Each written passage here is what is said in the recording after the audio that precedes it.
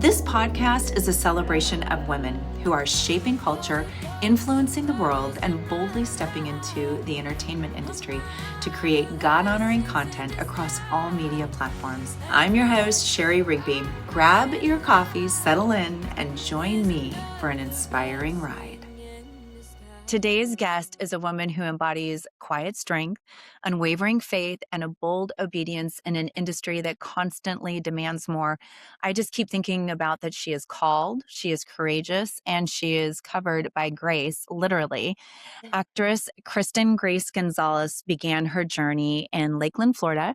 She stepped out in faith to train in New York City and now continues to build a powerful presence in the world of faith-based film and television from Atlanta, Georgia. From Saved by Grace to Divine Influencer, from Sugar Creek Amish Mysteries to Miracle on the Precipice. There we go, Precipice. I got my word cut off here. And now stepping into the world of audio telling with A Lady in Defiance, Kristin is not just building a resume. She's building a legacy rooted in purpose. But what I love most about Kristin is she is not simply who she is and when she plays her roles, but it's really the heart that she carries behind them. And today she's here to share that journey with us. Kristen Grace, welcome to the Women in My World. Hello. Thank you so much. Oh my gosh, that introduction was so sweet. Well, first of all, I love everything about you and everything I said. It really was. I was thinking about it as we were getting ready to do this interview, just who you are. And every time I encounter you, what I feel like when you and I are in the same room together. And so really, just courageous and full of grace. And I love that your name is Kristen Grace because it just fits you so perfectly. So I Yes. wanted to just kind of jump right in and start to talk about who you are in this industry, but I want to go back a little bit. So you grew up in a missionary family, which I think is absolutely fascinating. So tell us a Yes. little bit about your backstory and then how you found yourself working in film and television and what type of faith journey has shaped these stories that you tell today because of your past. So my parents were missionaries. They met, well, they were in a program called YWAM. So they kind of met in passing one time. They kept in touch by writing letters to each other because they were always just both in different parts of the world. When they started having kids, they took a step back and then just, started working normal jobs. So by the time I was around, like they were no longer missionaries, but I definitely grew up in a very strong Christian household. And so just hearing these stories all the time and just seeing the example that my parents set out before me just really set my foundation of who I am as a person. I always knew that I wanted to be an actress ever since I was a little girl. It's just kind of one of those things where it just, when you know. And I just knew I had always wanted to be an actress. I knew I wanted to be an actress, but at the time I didn't know that it was possible to be an actress and in the faith-based industry because there wasn't much of a faith-based industry when I was growing up as a kid. And so it was just kind of like something that I knew that I wanted, but I didn't know how to put into words. And so it's been so incredible that as I've been on this journey of pursuing this dream, I've got to work in these incredible faith-based industries and these projects. And it's like, that's the dream, like what I wanted as a kid. And I just never knew that it was possible. And so just getting to live out those things, it's like, that's more than anything I could have ever hoped or wished for. Yeah. I love it. With your parents being missionaries, do you think that that was something that really did just kind of propel you to tell these faith stories? Do you feel like it gave you a deeper well to pull from as an actress and as a person so that every character you go into, because you and I will talk in a few minutes about a project you and I were on last year where you got to work Yes. in that Yes. in that type of a situation for a nonprofit. Do you feel like some of those times in that missionary situation inspired or has encouraged the characters that you develop today? Yeah, I would say so. I think some of the stories that they've shared with me, it's like, there's people out there that, go through things that are what we can't even understand. And especially for my dad, he used to do a lot of ministry in third world countries and he's seen parts, literally corners of the world that I Mhm. think us living here in America, we probably couldn't really fathom.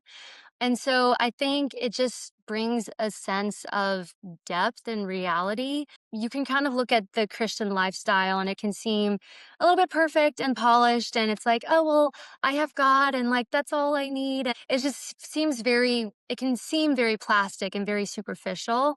But then it's Mm, like underneath, there's just so much raw and pain and grit that people go through all the time.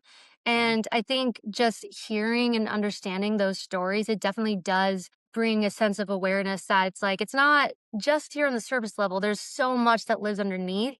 Mm. And staying true to those stories and trying your best to kind of carry that and present that, I think, yeah, it definitely, it just adds a lot of depth that I think it's important for people to see and to understand. Yeah, no, I love that. I love that. I think that there's so much everything I believe as a creative, especially when we're talking about, creating stories we get to pull from our past, or at least I Yeah. hope we do, because I think that's what really gives us a well of Yeah. information to build off of. I was thinking about all the roles that you've played, and I was thinking about just the talent that you have, and really truly when you walk into a room, just that grace. But was there a specific moment for you, whether it was New York or Atlanta, when you felt like God wasn't allowing you to act, but actually calling you into, as a creative, into the media ministry field? Because Mm, there's a real conversation to be had, especially I think with people who are believers when they get called into this space and place, that it's not just about being in front of the camera or behind it, but I feel like we really feel that there's a mission field here. We're telling stories that hopefully, change culture and impact lives. And yeah. that is such a huge deal. Do you feel like there was a moment for you, and then what does it look like for you to be called into that? Do you feel like you're part of a ministry? Yeah, that's really good. There was a moment for me. And kind of like what I was saying before, it's like I grew up in a very strong Christian household. Going to church on Sundays was not a question. It's like you're going, like no matter how you feel, like we're going to church. I moved to New York City at 19 years old by myself at such a young age. I think it was such an eye opener for me in so many ways. It's like, who am I as a person? What is my faith outside of what my parents believe in? It was just a huge kind of awakening for myself, not throughout my entire time in New York, but I think especially towards the end, because I was there for 8 years, it's a very long time. I kind of lost myself and I kind of just like fell into a lifestyle that is very far from anything that's like of the faith. Yeah, I just completely lost myself. I knew what I was doing was wrong and I just didn't know how to stop and like how to get out of it. I think it was when I moved to Atlanta, just carrying all of the baggage and the guilt and the shame with me because I just didn't know what else to do with it. And it's like I always knew like yeah, run to the Father, surrender it, all those things. But it's like I just felt like I need to carry this because of what I did was so bad that like it'd be too easy just be like, oh, take it, God. Thank you so much. It's like I felt like I needed to I just did not feel like a good person, is what I'm trying to say.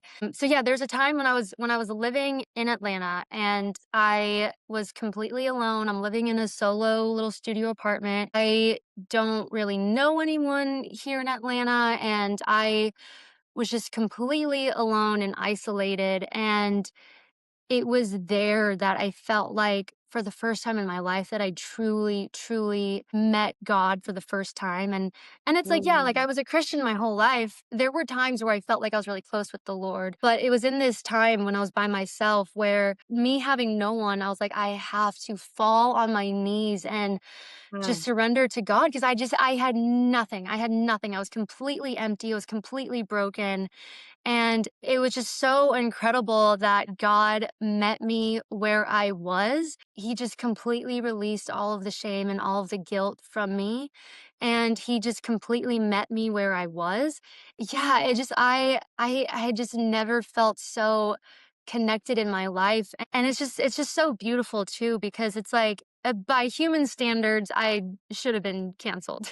mm. But the Lord saw like past my sin and my shame and my filth and my guilt. And he was like, I chose you and you're my daughter and I called you. And so it was just, it was just such a beautiful time in my life. And I think after that kind of experience, it just kind of put a new perspective on for me. And I was like, okay, like I know who I am now, and I nothing else matters. Like all of the worldly things that I was chasing and pursuing, it's like it doesn't matter. And Yeah. I think that whole experience kind of rebirthed me in a way and just kind of shaped for like what I want as an actress, what I want my career to look like, and the things that I say yes and no to. I think that just kind of set a new like foundation for me. And it's been that way ever since. I love it. I love it because, what you're saying is that, God calls us into these places and spaces, and we really do have to lean on Him for all of it. And Yeah. as I was listening to you, what I keep thinking is, I find it really interesting too that He called you to a show called Saved by Grace. Yeah. And when I think about, and I tell people this all the time, I said, when we are believers walking in this industry in entertainment and media, it is crazy to me to have conversations with so many men and women, and obviously probably more women than men, but where all of a sudden God calls them in to tell some type of story and it reflects their life in some way. And what you see is really the heart of ministry in it. And it Yeah. really is this opening up to go, it's like God says, like, do you trust me to go deeper and bigger and wider with you and Yeah. use, because when I say I'm going to use it all together for my good, that's what He's getting ready to do. But tell us a little bit about the projects that you've been on, and let's start with Saved by Grace, which was probably kind of your, maybe a launching moment for you, which was Yes. the series on PureFlix. So talk about that project, your character, maybe a little bit of the backstory, and then some of the projects that came after that. Yeah. Well, getting to do that project was honestly a miracle in itself. During that time, I had just moved to Atlanta, just got a car, just got my apartment. I think I auditioned for that project a month prior. And then I ended up getting into a car wreck and Mm. my car was completely totaled. I was like, I don't know what to do. I'm freaking out. I'm panicking because it's one thing to not have a car in New York City, but in Atlanta, you can't do anything without a car. And then my agent calls me and she's like, hey, like you just booked this show called Saved by Grace. It's filming in Arkansas. And I was like, I just don't know if I'm in the right place for that right now. Like I'm trying to figure out what to do with my car. And so I basically I declined the project. Like I turned it down Okay. because I just felt so overwhelmed and I didn't know what to do. I just kind of like froze and I panicked. I told my agent no. And then like an hour later, she calls me again and she's like, hey, like I know you turned this down, but they're really interested in you. They really want you. Are you sure? Is there anything you can do? Somehow, by the grace of God, we find a place that can take in my car like later that week. So I was like, oh my God, thank you, thank you, thank you, thank you. So then I call my agent. I'm like, okay, good news. Like they can take my car in on Thursday and then I should be good to go. And she was like, oh, well, they need to fly you out by Wednesday. And I was like, okay, then that doesn't work for me. So then I turned down the project again. So now this is like the second or the third time that I've said no to this project, which is insane because it's like you would assume that they would just move on. Like I'm sure they have a list of actresses and they're like, okay, this one's unavailable. Next, okay, who's the next person? And then my agent calls me like another like 30 minutes later and she's like, okay, this is the situation. The director has offered to pay for a tow truck to come get your car. If that's the case, do you want to take this project? And I was like, I don't think I have any more no's to give you. Like I've said no like two or three times. I don't think no's an option. So I was like, okay, yes, like let's go for this. Doing that project is kind of what domino affected my career so far here in Atlanta. Like doing that one project has opened so many doors and it's connected me to so many different people. And I don't know what I would have done if I didn't end up doing that project. My character in that project, it felt like it was so fitting for kind of what I was walking through during that time anyways. Because my character, she was like an exotic dancer. She was working in the strip club.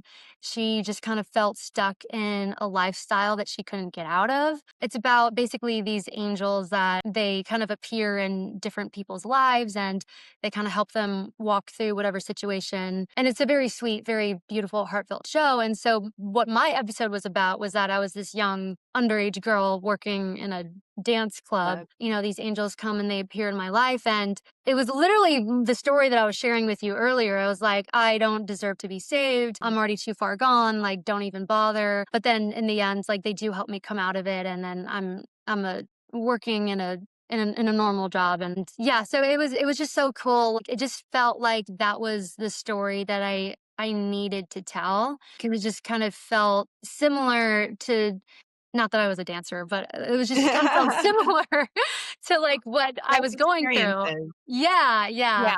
Yeah. So Yeah. it just felt so like it was just meant to be. It felt like for me to get to do that. Yeah. I love it. And I love the show.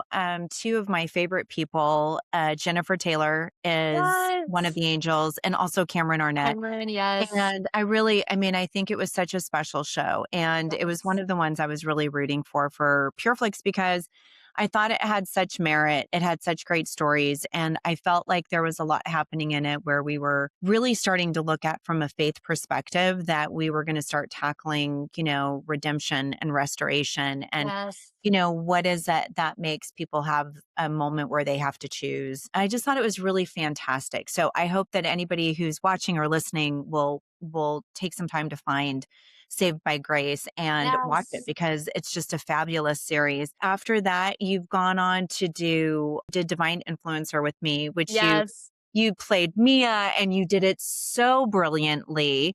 Then you've been on multiple other projects. But before I go into any further of the projects, I think just thinking about ministry, thinking about the stories that you're telling, one of the questions I'm really fascinated with, and I feel like it's so important to ask everybody that is part of this conversation, is how do you define success?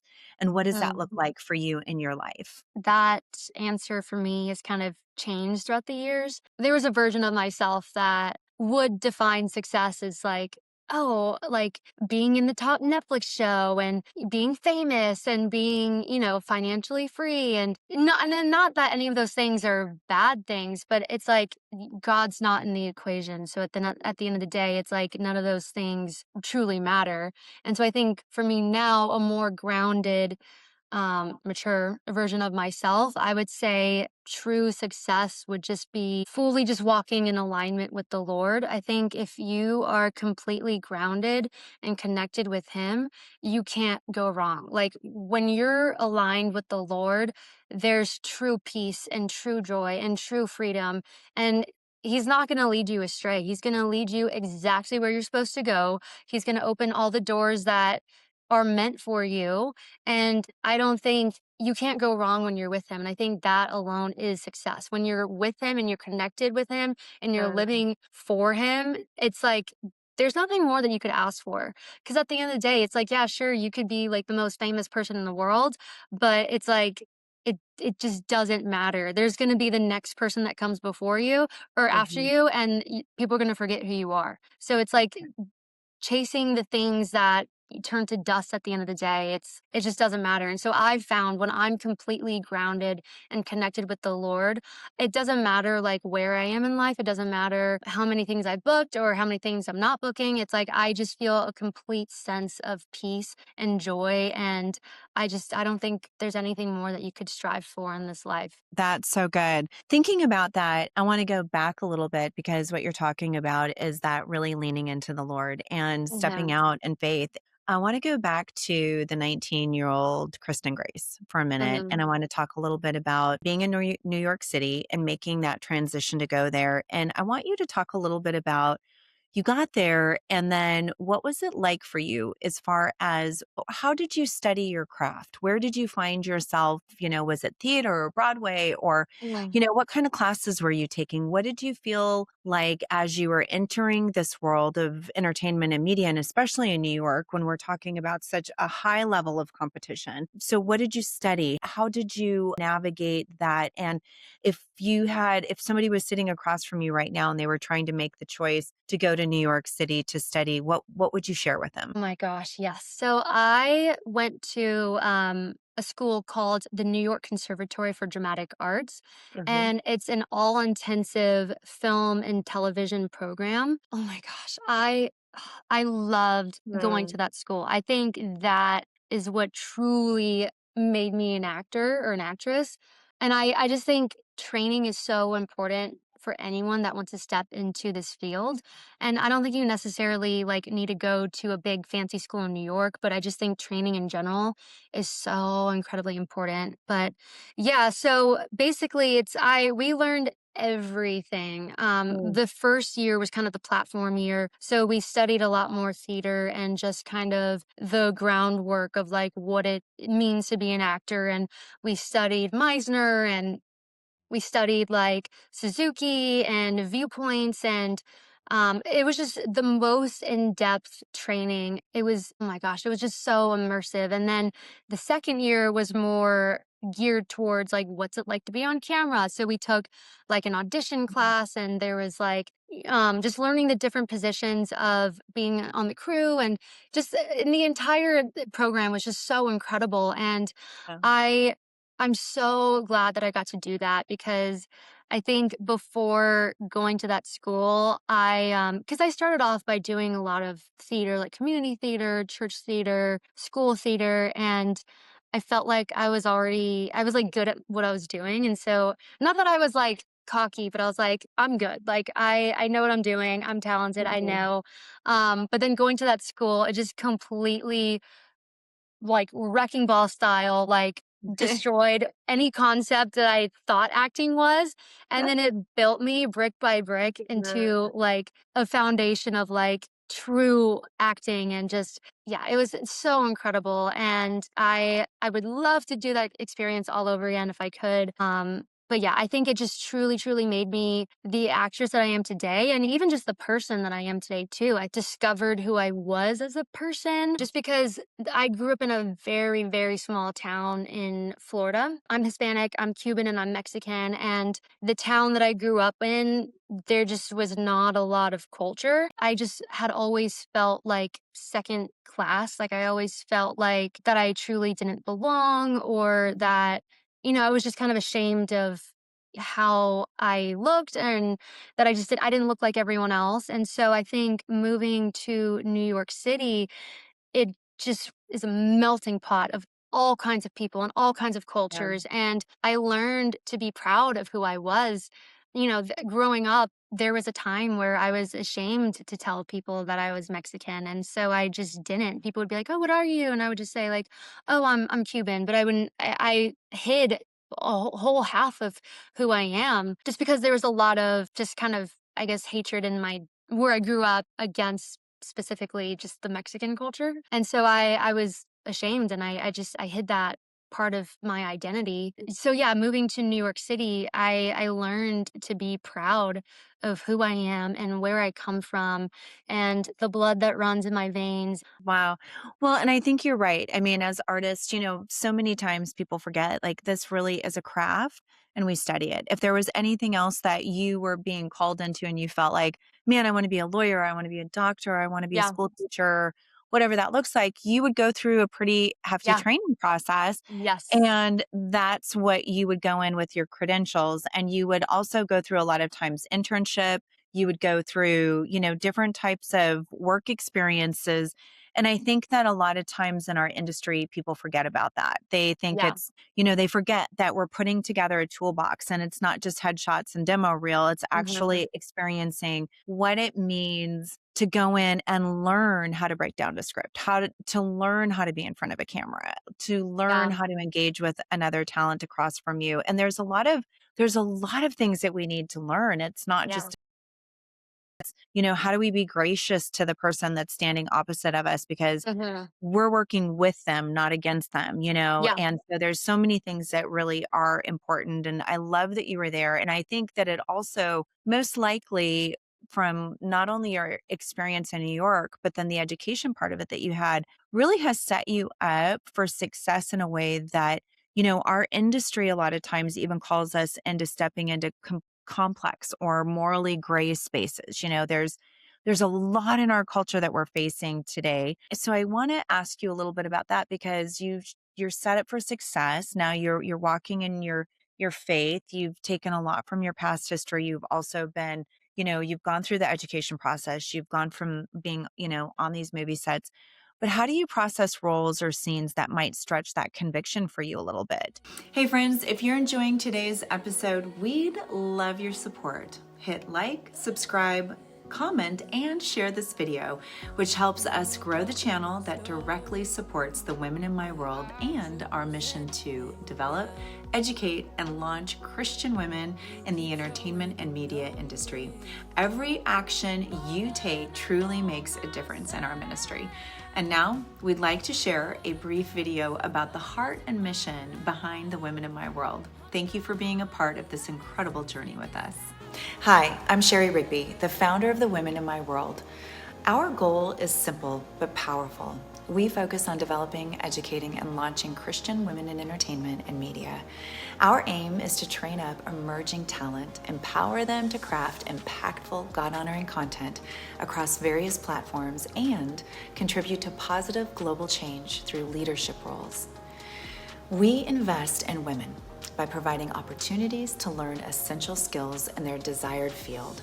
Through hands-on education and on-the-job training, we build a community of like-minded women who shepherd others to grow and flourish in their careers. The Women in My World has helped support and launch women into key positions, such as producers, script supervisors, production and costume designers, directors, makeup and hair artists, and so many more. These women have gone on to expand their resumes and their relationships, which have provided opportunities to work on major network television shows and feature films. Due to the small percentage of Christian women in decision-making roles in entertainment, believers must invest in their training, mentoring, and discipleship. These women can then become a voice to change in the negative narratives influencing our culture and shed light on topics we desperately need to tackle from a biblical worldview. The Women in My World is honored to help support women and their careers in entertainment and media as they bring redemptive stories to life and uplift, encourage, and influence the world for Christ. And how do you take from your past and also the education process and bring that into making these decisions about, do I take the role? Do I not take the Mm. role? And if I am stretched a little bit, how do I conquer this from a side that makes me feel still healthy and well, and I can walk away from it feeling like this was the right take for me? Yeah, that's good. I think having the Holy Spirit it helps a lot with having discernment for which roles you should or should not take. I've definitely had auditions come across my desk where I'm like, I can't do this. Like, Yeah. I can't do it. And, and it's like if I do a project where I'm like, I don't want to show anyone, I don't want to show my parents, I don't want to you show anyone in my, community, then it's like, what's the point? Like, why Yeah. would you even want to do it in the first place? And then it just feels wrong too. Like it just feels because I've definitely had auditions come across my desk where I'm like, I really shouldn't do this. And Mm, then I just audition for it anyways, just because I'm like, ah, well, who cares? Like, I'm probably never going to hear back. And then you do hear back. And then you're just like, oh, okay, now I'm in trouble. Like, what do I do? So then it's just mhm. like, I've just kind of learned, like, just decline it. Trusting the Lord too, because we can get so caught up in status. Like, if it's a certain director or a certain casting Mhm. director or a certain project, you're like, I have to, like, I need to make a good impression. But then it's like just trusting in the Lord that He's going to bring you to the right doors and He's going to bring the right projects to you and for you. And I've learned in the story that I shared like previously, where it's like, if he has something for you, it's going to be for you. And if it's not for you, it's not going to happen. It's just not meant to be. It's so good. I love that you were talking about the Latina culture. Yeah. And there's so many things right now, and especially in our culture of entertainment and media, because it is really probably, I would say, maybe the last couple of years, we're really starting to see the diversity taking stage, right? So, Yes. you're young. I think you're still maybe right at the cusp of Gen Z. So you're right there. And then you're Latina and you rattled off like, man, you've got this great blood flowing through your veins. And talk to me a little bit about what does it look like for you today and how you want to influence the young women in your generation and below you. And also Mhm. that you really do want to step into this place to be a powerful voice for the women that have come back with that background. You said Cuban and Mexican. Talk a little bit about that and how you can influence that culture today. Yeah. Oh, I love that. That's a beautiful question. For me, I think I'm still growing into it, but I've often felt like an imposter to my own culture. Mm, And I think that's just because I didn't grow up speaking Spanish. I don't have an accent and feel like I kind of fall into a weird crack. Like there have been times where I'm not Spanish enough, and then there's times where I'm too Spanish. And so then in the acting industry, in the years that I've been a part of it, I think I still kind of tend to fall into a weird crack where I don't know where to fit in specifically. Like, and back in the day when auditions were only ever in person before COVID, I would walk into an audition room. I'm mhm. auditioning for something that has nothing to do with being Spanish or speaking Spanish, but it's like they would see my name on my resume and they're like, "Oh, like you're Latina, like can you speak Spanish?" And I'm like, Mhm. "No, I don't, but I'm learning it, or I don't speak it fluently, but I'm actively like learning it." And it's like immediately audition is over. Like you can just feel like the vibe and the energy just kind of shift and they lose Mhm. interest. And then to Huh. me it was always so confusing because I'm like, I'm not auditioning for a telenovela. Like I'm just auditioning for the same thing that this other girl that doesn't look like me is auditioning for. So it's like, why does it matter? So it's like, yeah, I've always found myself to be in this kind of weird crack where it's like I'm Spanish too much, but then not enough. Like I would definitely love to see more space for us. And Mhm. I, like you said, it's been changing and it's changed a Mhm. lot. And I think that's great. And I think it's beautiful. And I would love to see more of that.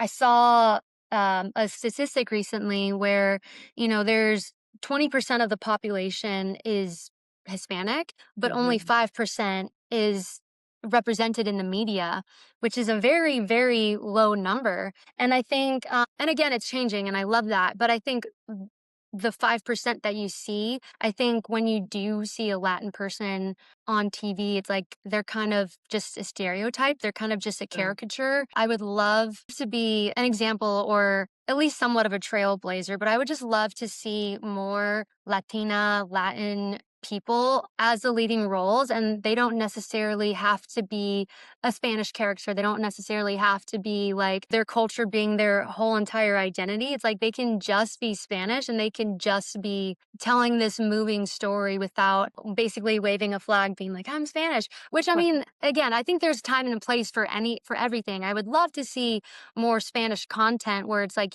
Spanish stories and, but at the same time, it's like I would love to see both of those things. I would love to see more Hispanic stories being told. And then at the same time, I would love to see more leading roles for Hispanic people, just simply being Hispanic, just being the lead role without the whole story having to be rewritten to accommodate them, basically. So I would love No, to see more of that. Yeah. I think that's so good. I feel like that's been happening. There's Yeah. so many great shows, so many powerhouse and Yes. beautiful storytellers. And Yes. I think that I can totally relate though, thinking back even about our grandparents, great grandparents coming over, that Hmm. they were immigrating to this country. And my grandparents came through and all of them spoke, great grandparents, I should say, spoke German, Mm. and a lot of Norwegians and stuff and different ones. And I'm actually a mix of like, I just found out recently I have Greek and North Italian in me as well. And so, Wow.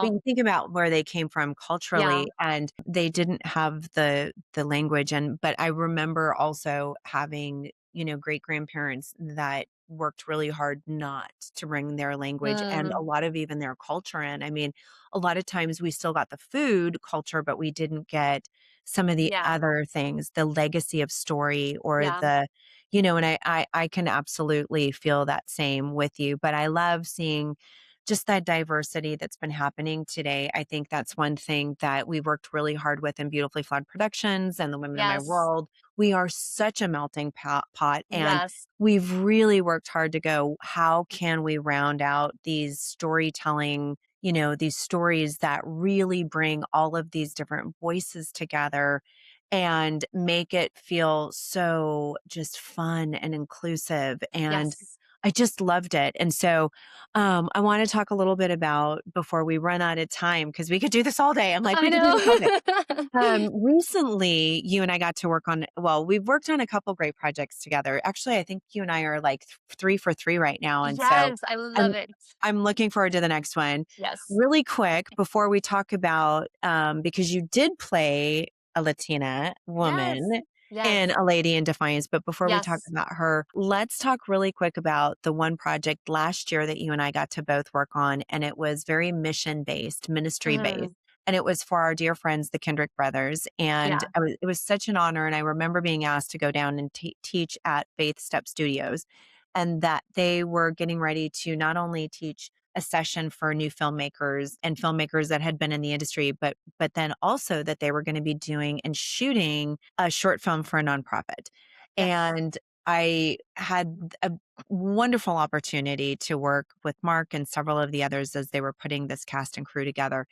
Tell us a little bit about that project and what that character was for you, and then where that project will go out and minister, because that's really ministry based, right? Yeah. Yeah.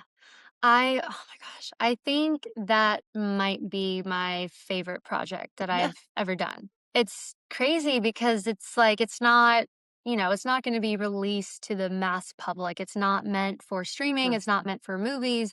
It's meant to kind of teach and equip these missionaries that are getting ready to go out into the world. Mark, the director, he was kind of sharing the heart and the Yep. passion behind the project. And he was saying basically, you have a lot of passionate and inspired missionaries that they want to go out and they want to go to the ends of the earth and they want to, they feel called and the passion and the heart is there. But he was saying that a lot of those people end up getting discouraged and they end up quitting because they just can't get along internally with their team, or they Mm, just mm, can't adapt to the lifestyles of wherever they are in the world. mhm, And so basically the short film is is basically about this young married couple. My character and her husband, they are sent out into the Middle East to do missionary work there.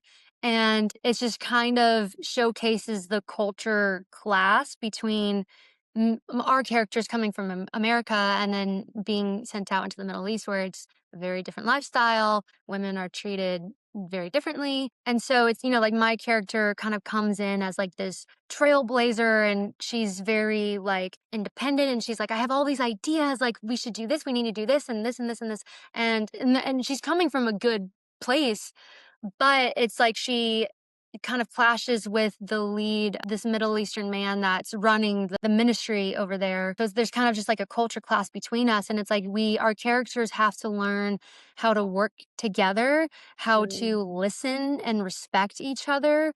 And it was just such a moving and powerful short film. And it's so beautiful and it's so sweet, and it ends so beautifully. And I hope it helps a lot of people that are getting ready to experience that real life situation. But to me, it just felt like my favorite project that I've ever done, just because I don't know, it just being on set, you could just feel the presence of the Lord so strongly every single day. mhm, And mhm. there was just something so sweet about the air almost. Yeah.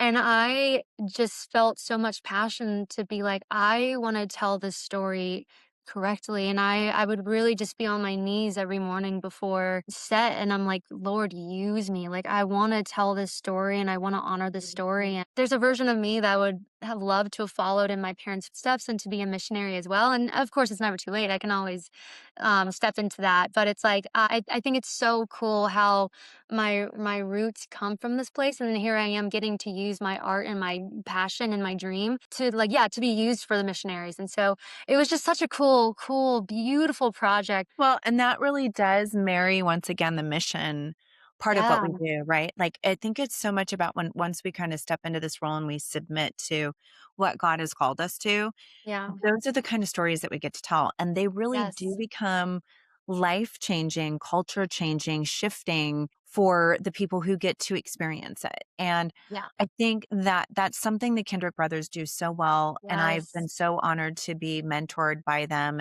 and given opportunity because they really do set the standard for a set, experience. mhm, And then how are mhm, we going to honor God every single day, first and foremost, on set to start with prayer, start with devotion, yes, and really work together in this unity as a church body, and we're yeah, going to do it in yeah, a way that is very specific to storytelling. That's gonna it's just it's so wonderful. So I get it. They are incredible, and the people that they yes, always bring on to work. I want to talk before we go. There's a couple more things just to get to, but one, we were talking about the Latina character, and Claire and I with Beautifully Flawed Productions and the Women of My World partnered on a project not long ago called A Lady in Defiance. And it is an incredible book that was written by Heather Blanton. We were so excited because what we did is we serialized this book, turned it into an episodic like television show. And it's Netflix for your ears, basically. mhm, And I remember when I was reading the book originally and I saw just this character Rose, and I was mhm, like, this is Kristen Grace. mm. And I remember reaching out to you about this series, and I'm so excited about it. And Yes. you got to hear the first mix and master of it. But tell us a little bit about your character. Tell us about the experience going from being an in front of the camera actor, because this was your first time behind the mic. Yeah. Tell us a little bit about that experience and how it was different for you to experience this character and how you brought her to life. Yes, yeah. Yeah, it was definitely a different experience for sure. I think I was really kind of nervous stepping into it on that first day. Yeah, just because it was just it was such a foreign experience. But I think, after the first like 10, 15 minutes, we're like, okay, like we can loosen up, we can start having fun. We don't have to be so self-conscious. And I think there's something so freeing not having a camera on your face because you don't have to worry about like my lighting and, oh, like this angle Mhm. looks better on me, or it's like you can just focus on like the heart and the intention of the character. And yeah, it just felt so freeing. And yes, Rose. I loved playing Rose.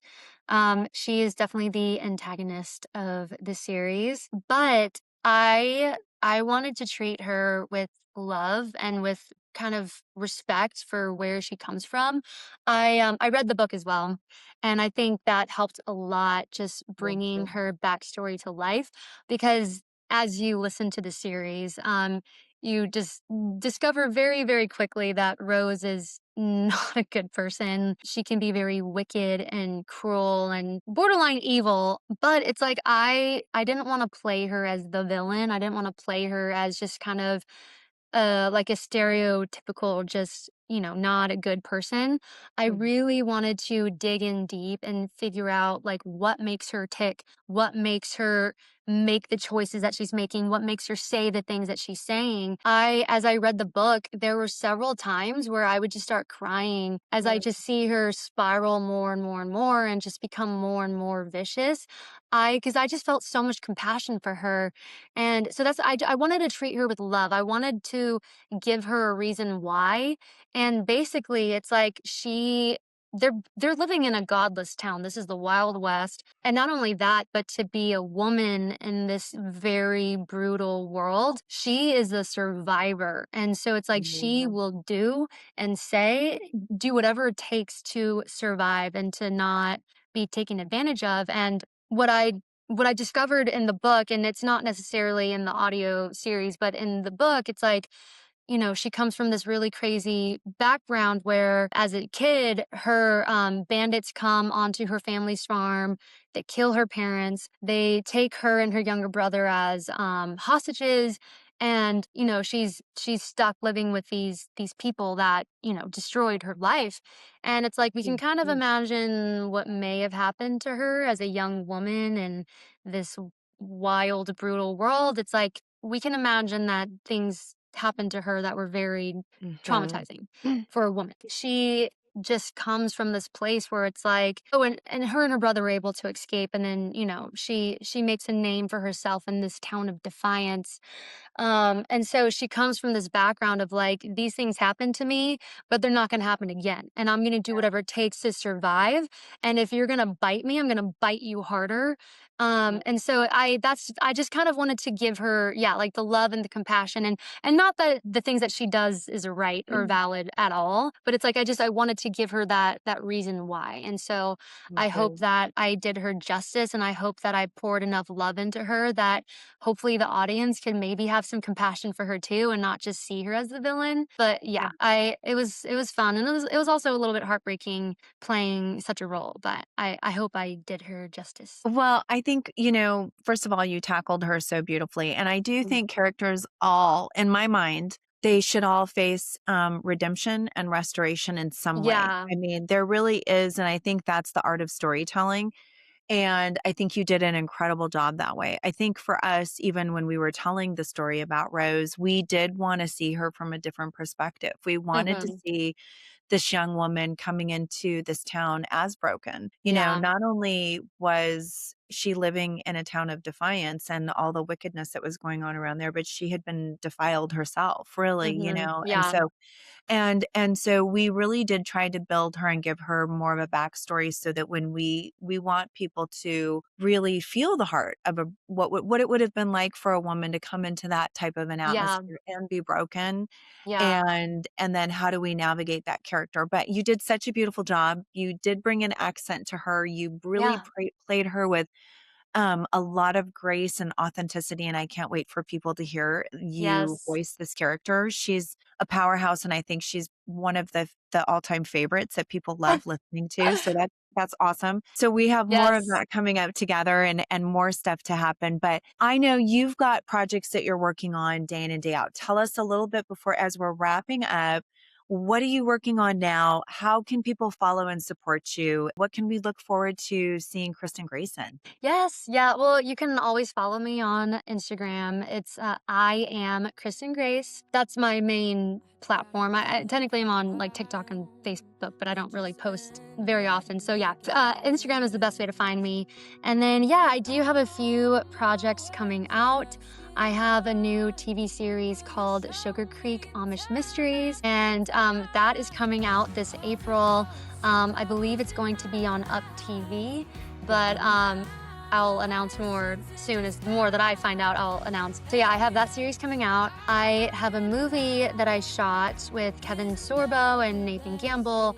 It's called Miracle on the Precipice, and I believe that's coming out this year as well. I think they're trying for a theatrical release. Wow. So that would be really exciting. And then yes, we have our podcast series coming out, A Lady in Defiance. I got a little sneak peek preview of the first episode, and it's stunning. It's just so gorgeous to listen to, and I'm so proud of that. So yes, I'm excited. I love it. I love it. Well, you have so many things ahead of you, and I'm so excited to watch your career grow and you grow. And we didn't even get to talk about, you were married recently. And I know, I feel like we could talk forever. I know, we could talk forever. But what I want to say is thank you so much, Kristen Grace, for being a woman in my world. And I really am excited to watch you grow and continue this journey, because you are going to be pouring into so many women in your world who will ultimately make a difference. So thank you for putting your fingerprint all over everything that we do, and really continuing to walk in that courage and that grace. And it's just unwavering. I love watching you walk into a room and the beauty that you carry. So thank you so much for being part of my world and the women in my world World community. And I'll look forward to seeing you again soon. Yes, thank you so much. Thank you so much for having me on the show. And yeah, I look up to you so much. And it's an honor to be in your world and to be in your community. So thank you so much for having me. Thank you. All right, everyone. Thank you for joining us again for another episode of The Women in My World. I know that you will be incredibly inspired by this conversation. So make sure to follow, subscribe, and share. You never know who you can share this episode with, that it will speak directly to their heart, encourage them, and really empower them to continue to forge forward in being called as a creative. So thank you for joining us again today on The Women in My World. Blessing in disguise.